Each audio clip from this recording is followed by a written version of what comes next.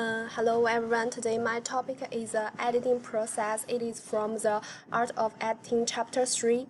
And in my presentation, I will introduce 6 parts. The first is the value of the copy editor and also understanding what editors do. The editing copy for the web and print, the 3 R of copy editing, the copy editing and proofreading symbols, and also the difference between proofreading and copy editing. The part 1 is the value of the copy editor. After I read this book, I found actually there are 2 important things that the copy editors need to have. The first is the knowledge. Actually, in the brain of the copy editor, there is a warehouse full of facts they have gleaned from the thousands of stories they have read and edited, and from the references they have had to consult to verify information. Another thing is the ability. The copy editors have a complete picture of how newspapers operate, and they can transform the mediocre articles to epics.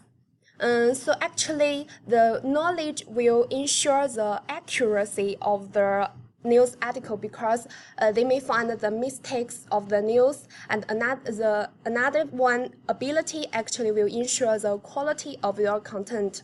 They will polish the news and to ensure the quality.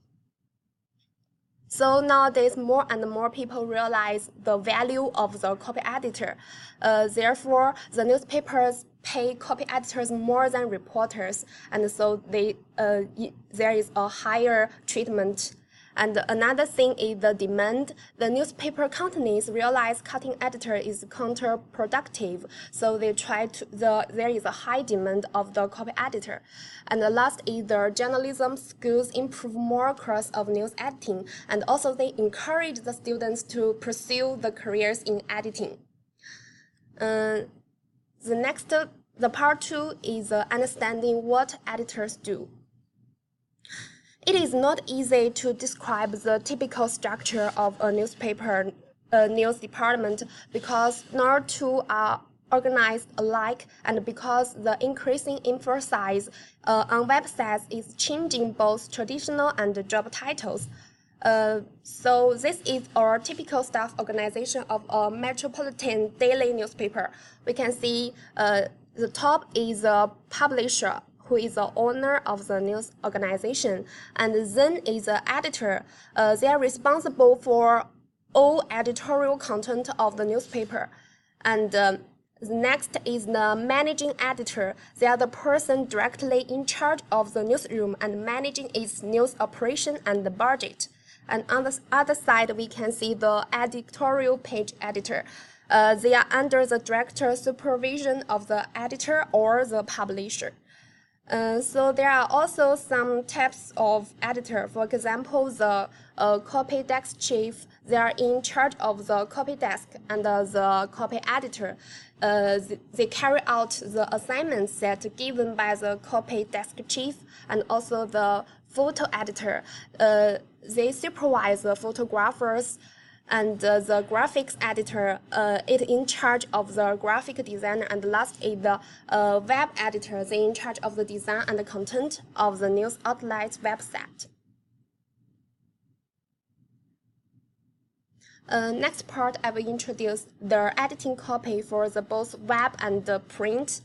The first is editing copy for the web. So nowadays we can see that is a more important character is that the web's first operations. We can see the news is posted first to the web and then repackaged for the print.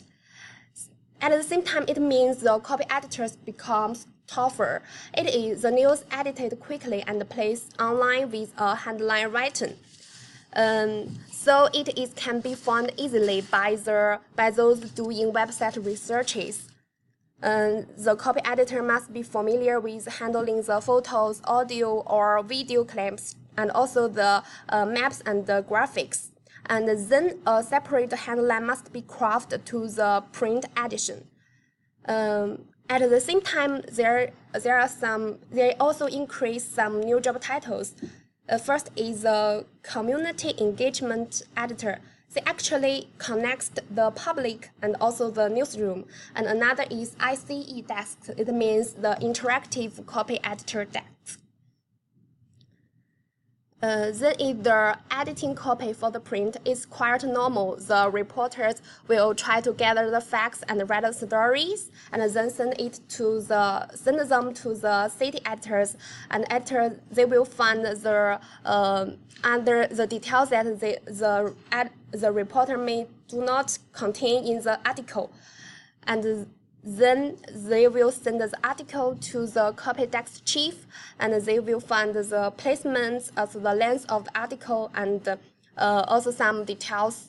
If these are all finished, they will send it to the copy editor, and the copy editor will polish the writing of the style, checks of missing or incorrect details, and return to the copy desk chief to the final check. If the copy desk chief finds there are no wrong, so they will transmit story to the page output device. And this is the editing copy for the print.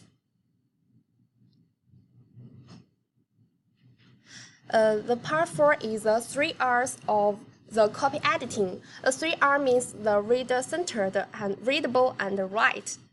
First is the story reader-centered. The editor needs to consider is this story focused on what the audience wants and needs? Did the writer make the story new for readers and also make sure stories serve the reader's interests, needs, and time? A second is this story readable? The editors need to make sure readers will be able to understand what is being said, and they need to consider, is this story clear, and is this story concise? The third thing is the story right? The editors need to make sure stories are right in all ways, big and small. They need to think, is the story accurate, objective, legal, ethical, tasteful, and sensitive? And also consider, is the story accurate in spelling, grammar, and punctuation? So the part 5 is about the copy editing and the proofreading symbols. The copy editing symbols are universally understood in the business and are used to make changes in paper manuscript or on printout of stories that reside in computers. In modern newsroom, these changes usually are transferred to the computerized version of the story before the story is typeset. Fewer newspapers and magazines still have compositions whose they tap directly from the manuscript. Another is proofreading symbols. They are used to make corrections after the copy has been typeset. In the newspaper and magazine business, editors often use proof symbols to make minor changes on paper proof before those pages are sent to the plaque market department. So I think after the short introduction, I think you already know what is copy editing and proofreading symbols. Therefore, I think the main difference of the proof stage is not the time to continue editor or rewriting, except in case of emergency. So that means normally you need to first do the copy editing, and then the final check is the proofreading. But if in the emergency, you can combine the copy editing and the proofreading into one. So that's the end of my presentation. Thank you.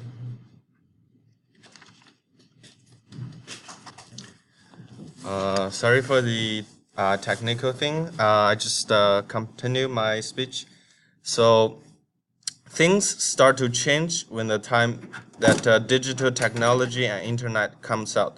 Producing news is no more like opening a brand new factory. It is so easy that everyone can produce news and reach to millions of audience in seconds. So just like adolescents watch too many YouTube or MTV, we simply believe our parents or editor are old-fashioned, and the audience is growing up, becoming an adult. Therefore, the audience cannot stand editors still making decisions for them. So therefore, the decline of gatekeeping role of editors is very obvious. Why? Because there is no more gate. The user-generated content is flooding like a tsunami. Editors are no gods, so they cannot gatekeep this catastrophe. So in the age of the media convergence, audience believe they have the right to choose for themselves from the media. And when we look back, news is never for everyone, although they should. And we have to accept the reality that the public wants more casual, relaxing, entertaining content to cope with their struggling daily life. So they do not want to read politics or business, any serious or stressful news when they finish their 8-hour work.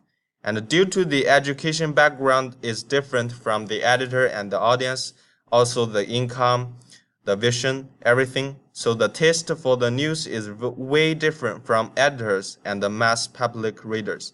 So in short, there are things very interesting and there are things very important. But usually for the public, interesting things is always more important and important things is not always interesting. So due to those reasons, I talk about newspaper readership has been sharply declined. Study from the textbook shows that young people stop reading newspaper anymore. If no more new readership, when older generation who read newspaper pass away, newspaper is dead, I guarantee. And another study shows in the past 30 years, 20% of US population quit the habit of reading newspaper daily. And by seeing this, I want to share you a little story of myself. If you have ever take the flight of, a Chinese airline, usually they provide you with those newspapers when you just get aboard. So one day, because I'm a journalism student, so usually I just ask for a newspaper. And one day, there's a very young and a pretty lady sitting beside me. And when I asked for the newspaper, she was watching me like I'm a vampire or a zombie from the last century. So it is a huge challenge as advertisers also prefer young consumers because young people, they need to buy cars, houses, new bags, new shoes, etc. So when no young people read news, advertisers also quit the game. So no revenue from ads. It is almost impossible for newspaper to insist. What's more, new media, for example, Google or Facebook or YouTube, they know what you have read or watched. So they know what you are looking for recently. So for example, if you watched a video about instant noodles, and suddenly next ad pops up on the web page will be food related. And if you Googled watch an ad from maybe Casio will pop up. So new media is too competitive. They can find specifically what the potential customer wants. That's a thing the traditional media, including newspaper, cannot do. And another challenge brought by the new media is, according to the textbook, is interactivity. Previously, editors can only interact with audience by writing back letters or organize some kinds of meet and greet conference with readers. But new media is doing so well in terms of its interactivity. So this page is a page from WeChat public account. You can chat with your subscribers very conveniently. Since the new media is so competitive, newspaper is literally dying out. So what can we do as an editor or a journalism student? I say we should stop treating new media as enemies. Internet is never an enemy of newspaper. Newspaper, the core value is to keep readers read news. So whether it's printed or on the screen, as long as people read news, newspaper is not dying, it is evolving. And to better follow the trend and save the industry, we have to know what does the audience expect. According to the textbook, the audience expect balanced news stories. Uh, by saying balanced news stories, they want the newspaper is balanced with local, national, and international news. And also it should be balanced with bad news and important news. For this idea, I want to use the example of 新闻联播, which is the national news program in China. So in this program, we all see a pattern there. If you keep watching it for several times, it usually only tells the good stories about China and bad stories about Western countries. So the audience looking forward to seeing a balanced news program, so we cannot just tell bad stories. We should be balanced, otherwise it will become like a 新闻联播. It's more like a political propaganda. So other tips from the textbook will be the audience want the important details. They do not want the summary like those in the TV. And they also ask the editors to pay attention to female readers. And this is from also my personal experience. From our student council's WeChat account, more than 60% of the readership are females. So nowadays, female readers are even more important than those who are a bit more dominant in the fields of business or politics. Female readers should be given more attention. And also we should to make audience feel they belong by widen our focus. And last but not least, we have to tell the audience about the editors and the reporters. We have to tell some kinds of our personal lives or personal stories so that there's no gap or distance between the editor and the audience. So that's all for my today's presentation. Thank you.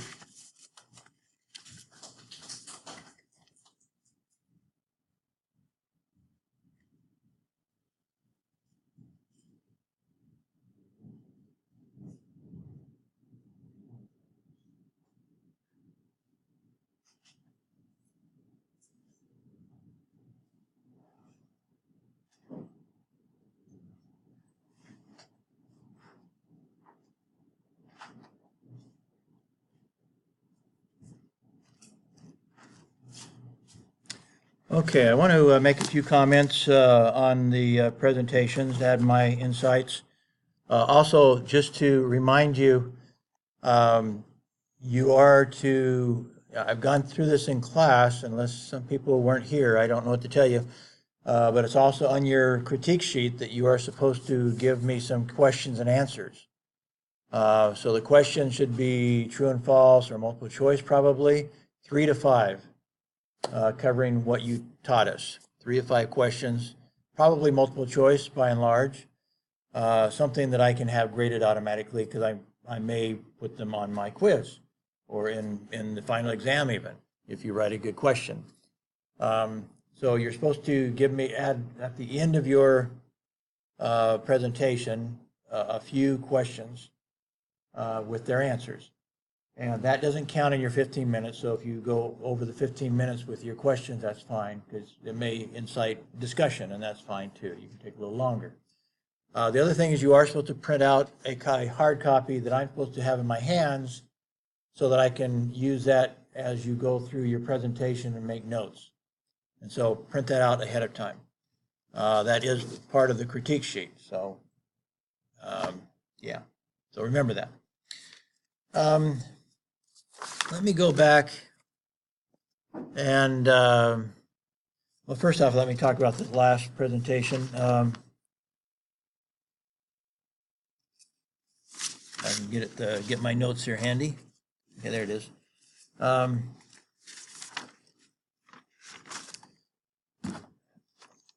of the big issues right now is how newspapers will survive.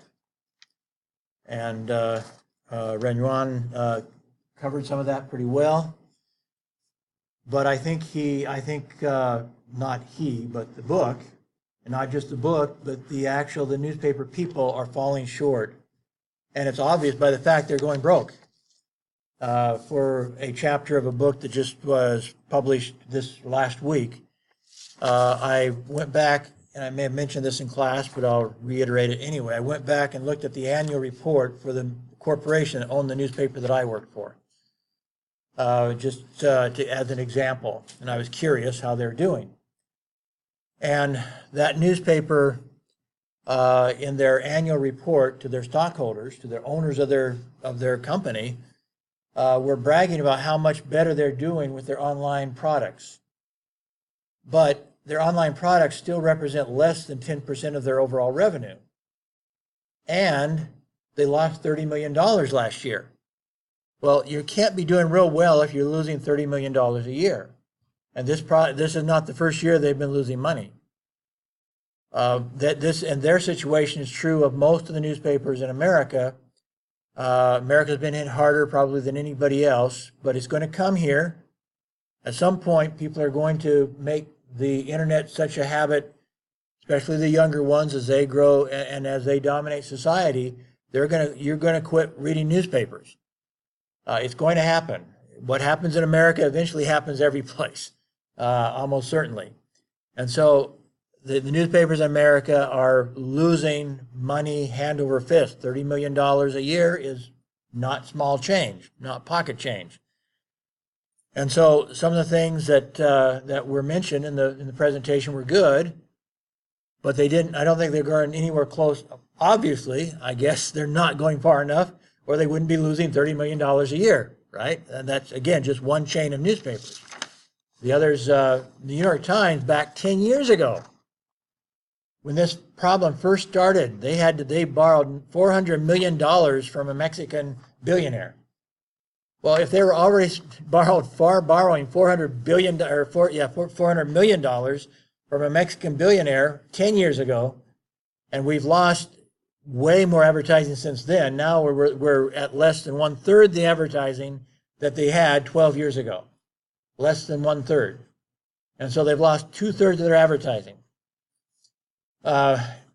This does not bode well, and most of them are not making it up online. The average is still for across the board is less than 10% of their revenues coming from online advertising and online services, whatever they might have. This is the formula for suicide, basically, and yet they're not making the changes necessary. One professor, Jacob Jarvis, I think it's Jacob. No, it's Jarvis anyway, his last name. He suggested 10 years ago they should just shut down their printing presses and start recreating themselves immediately, because otherwise they were going to just get further and further into debt, and they were going to die. Now, there's several problems with that. First off, they might die immediately if they had shut down their printing presses at that time, because nobody was going online. But if they had all turned off their printing presses, they would have forced people to go online. But they didn't, and not any of them did, basically. There's a few who have done things like some of them only print 3 days a week. There's only 3 days in which newspapers make money. That's Sunday is their biggest newspaper, Wednesday is a big newspaper, and Friday is a big newspaper. Wednesday they have a lot of grocery ads, getting people to come to the grocery store and use their coupons and stuff.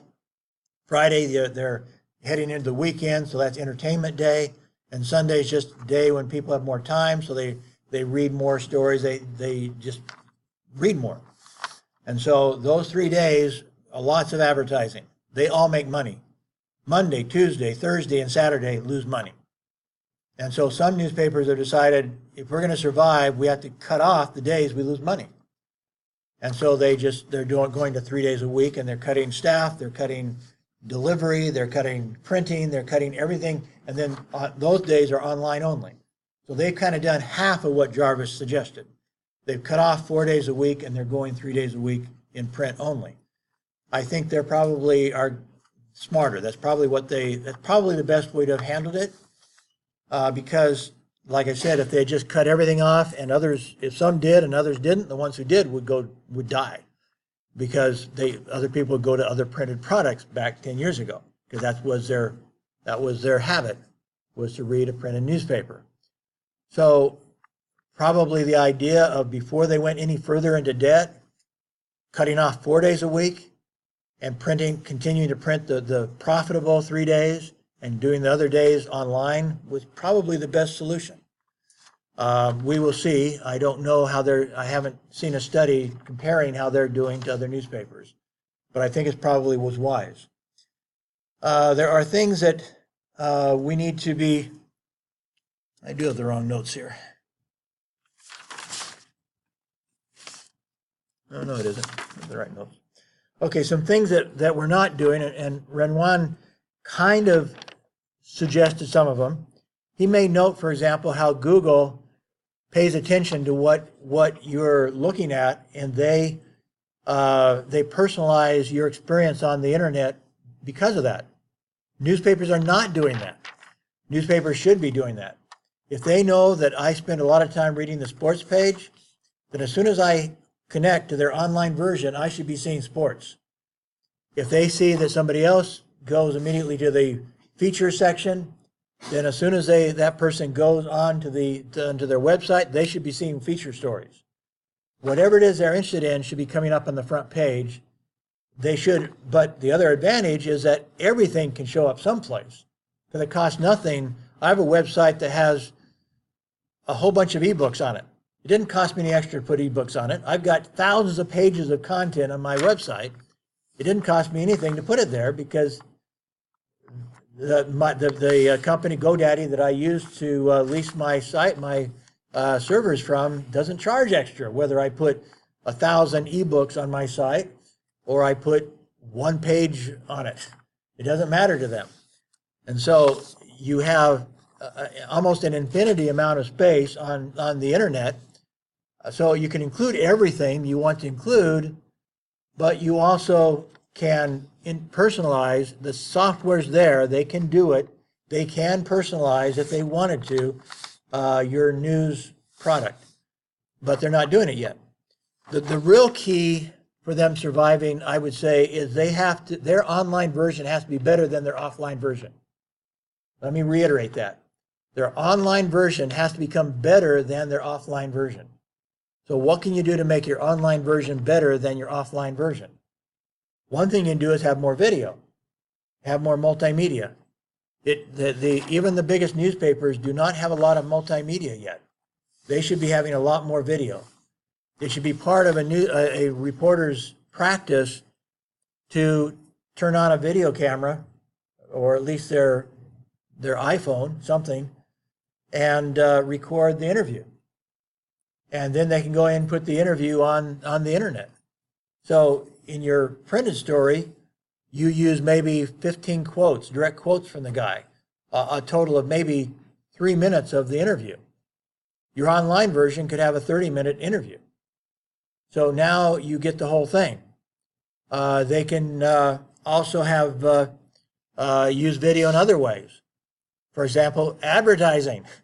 They're losing money with advertising, but marketing executives still say video advertising is the #1, the most persuasive type of advertising. And yet most newspapers do not offer video advertising. They should be offering video advertising. Some of them do add videos from YouTube on their website. You know, some of the best from YouTube. But that also, they could go beyond that. For example, if you have a story, let's say you have a story about the economy, why not link to a TED.com speech about the economy, about modern economics? Or perhaps the Washington Post actually owns a university, an online university. They could be linking stuff from their professors to their stories, but they don't. But they could. They have professors who are employees of their company. So they could actually be promoting their university at the same time that they're giving their readers more value on their website. So there's lots of things you could do on a website that they're not doing. You could also go beyond that. You have to stop thinking you're a newspaper. You have to stop thinking you're a newspaper. So, for example, besides the video, such things like, I'm the Washington Post companies should get into education business. There's no reason for newspapers not to get into the education business. They should also look at other possibilities, like a big company like New York Times. They might be too far into debt now. They should have started their own TV network, online TV network, not a broadcast TV network, but an online TV network. They could have started that before Netflix became such a big hit. They could have done it a long time ago. But even now, their brand is good enough that the New York Times could start their own TV network. Going back to what you can do with video, how about talk shows? How about purposely, online interviews with leaders of the country and online interviews with sports figures? Just start doing more stuff like broadcasters would do, but do it on behalf of the newspaper. My projection is that the online survivors will have to be multimedia. And by that I include print, not print, but text, let me put it that way. The networks in America are showing the way. They have text stories and they have the video stories, both. And that's what's going to rule the future, I'm sure of that. As far as the news presentation, you have to have the video, you have to have the text. Some people want one, some want the other, and some want both. And so give them both. And like I said, you can do a lot more with video than what you're doing with talk shows and in-depth interviews and all sorts of stuff exclusively for video, as well as having reporters video record their interviews for their print stories. So do both. Make your online version better than your offline version so they have reason to come to it. What else? They do have to be social. One of my recommendations is that newspapers get together and start their own competitor to Facebook. My vision of this is that, let me go back to when I was your age, or a little bit older than you. When my first job out of the university was, I've mentioned, in Tampa, Florida. I started as a reporter, and within 6 months I was the editor. I still remember fondly, in those days we didn't have computers. I mean, they existed, but they were very expensive. And those that weren't, they were just getting like Radio Shack had a real inexpensive one, but you couldn't do much with it, not professionally. So newsrooms did not have computers at that point. So when we got our news from Associated Press or Reuters or any of the news services, we got it on a teletype. And so the teletype would actually type out the stories for us. All day long, you'd hear that. All day long, you'd hear the teletype typing out the latest stories from the news service you had. And if it was an important story, you'd hear it have a bell on it. Ding, ding, ding. If it's a really important story, it'd go ding, ding, ding, ding. And when Nixon resigned, it went ding, ding, ding, ding, ding, ding, ding, ding. It went crazy. I think of that and I think, how about a social medium like that? Not exactly like that, but where you're getting the stuff hot off the press. So the news media could present their stories right as soon as they're developed, so that you're the first to know. You are absolutely the first to know if you come to their social site, but you can still comment on them. You can still post other things. You can still post fake news if you want to, but the true news is there. I mean, the professionally prepared news is coming through your timeline all day long with the latest news from whoever the members are of this social medium.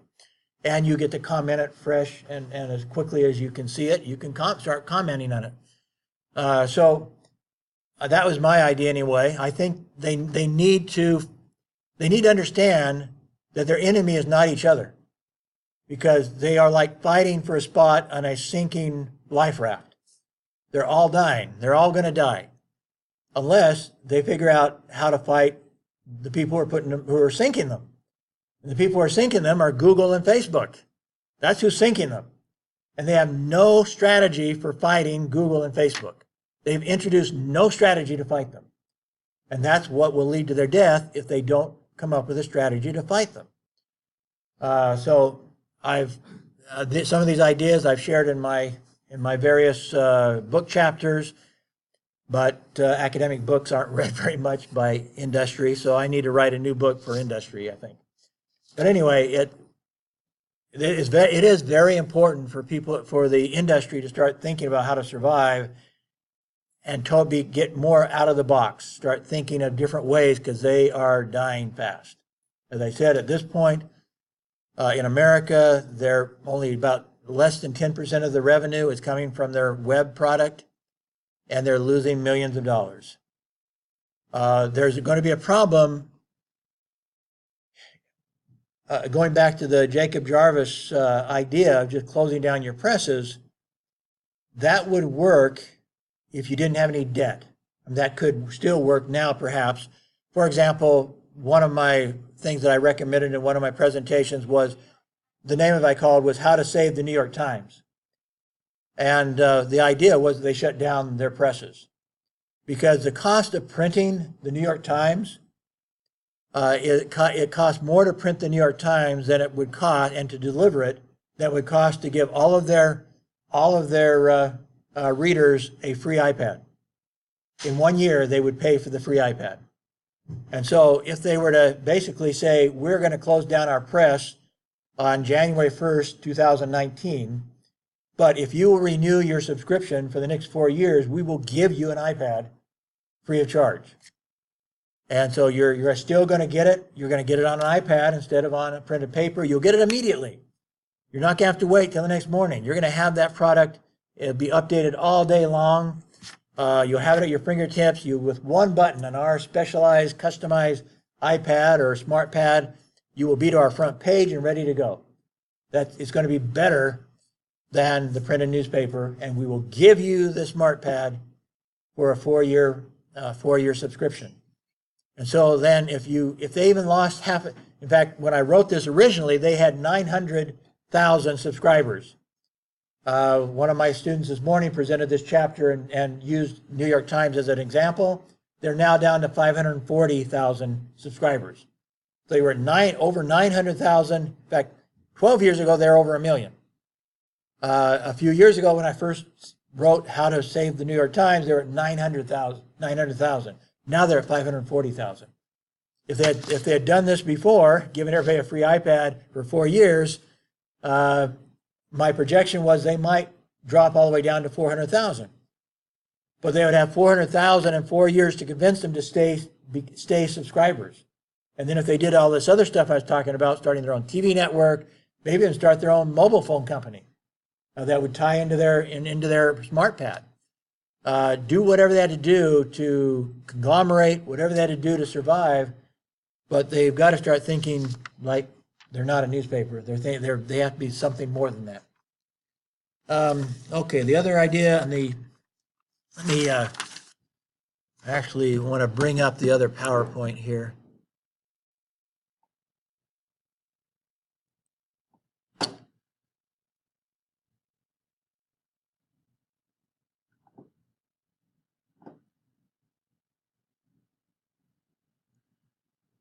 I want to bring up the organization chart, if I can find it real quick. Where is it at? Well, I want to talk about that too, but let me go to the org chart first.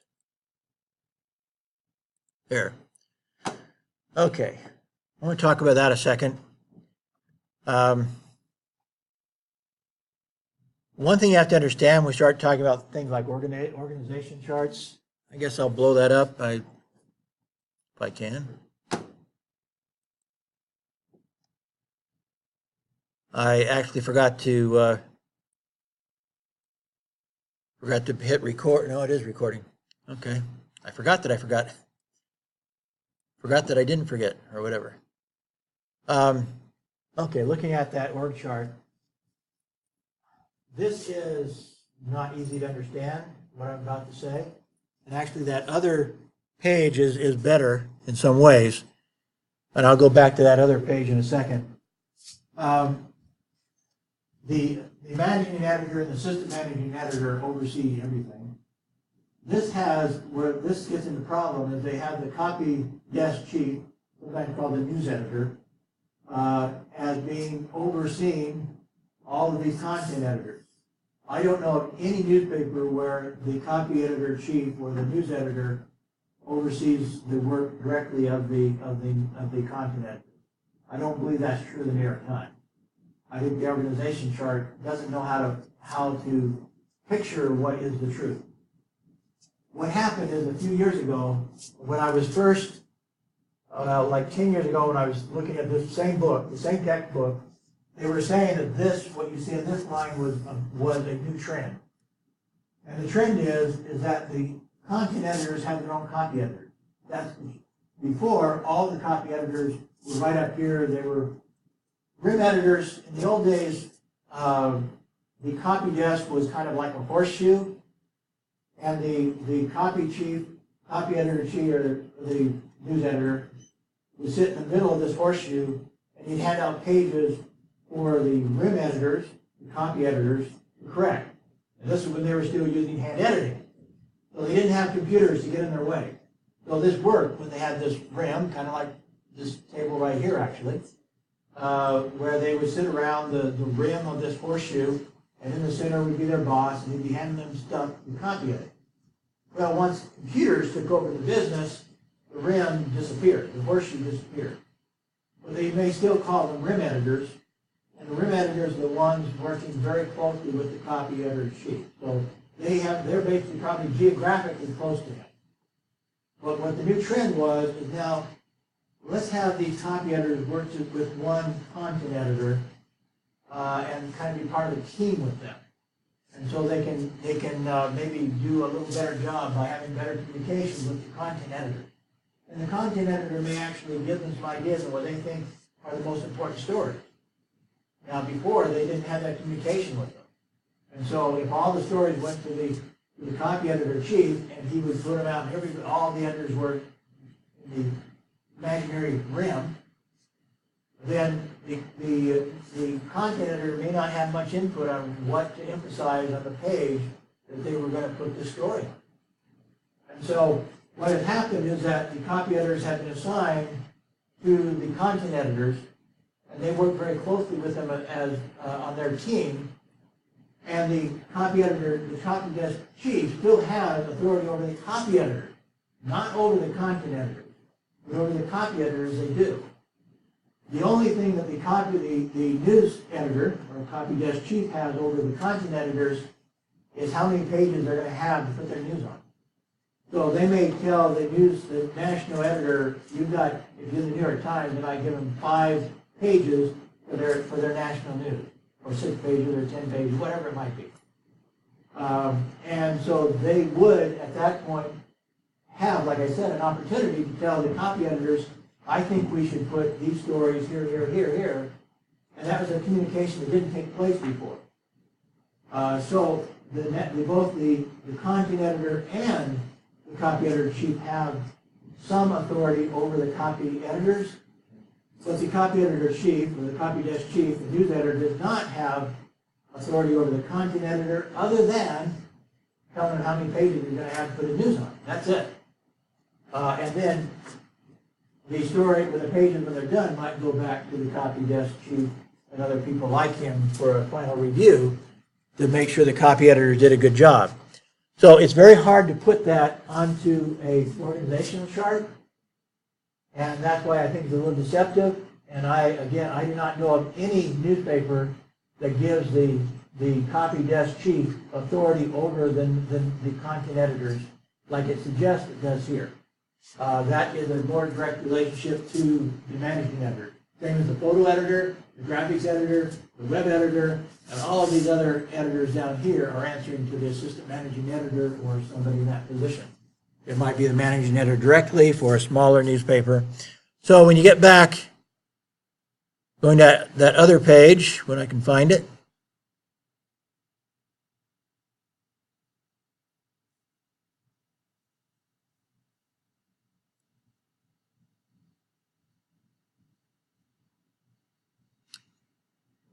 here is a little more accurate, because this is where this gets screwed up. This is accurate, but this is the content editor. You see, the reporter is answering to the content editor, and then in that organizational chart, it was saying the copy chief was in charge of the copy editor, or the city editor. Not true. Not true. So, but the flow of the stories goes from the reporter to the city editor. The question is, it may or may not go to the copy editor-in-chief at this point with a big organization like the New York Times. It may go, it may be that the copy editor-in-chief will see what stories there are. He's not going to look at them that much, but he may see how many stories there are, so then he can tell the city editor, guess what, you've got 10 pages for the city news, or 15 or 20 or whatever it might be. The copy editors will actually polish the story and design the pages in most cases. Sometimes they have separate design editors, but usually the copy editors do some of the design. A design editor might do all the front pages of all the sections, but then the copy editors do the inside pages and so forth. Anyway, they, in theory, would send it back. Not all newspapers. Our newspaper did not necessarily send once we're done with stories, send them back to the copy editor-in-chief, the copy desk chief. We checked each other's pages. And we did have a proof, we print approved, but we almost totally looked only at headlines. We looked at if you found something else that was glaring, we would mark it, but you did not look for a whole lot once the page was paginated, once it was done in desktop publishing like Quark Express. You didn't want to start over again, and so you have to trust, at some point you have to trust your copy editors to do their job. And so we look at headlines to make sure there's no glaring error like I showed in the lecture the other day. You don't want something like that happening, but they're not going to reread all the stories. It's already been done. Okay, well, we're running out of time. I'm going to hand out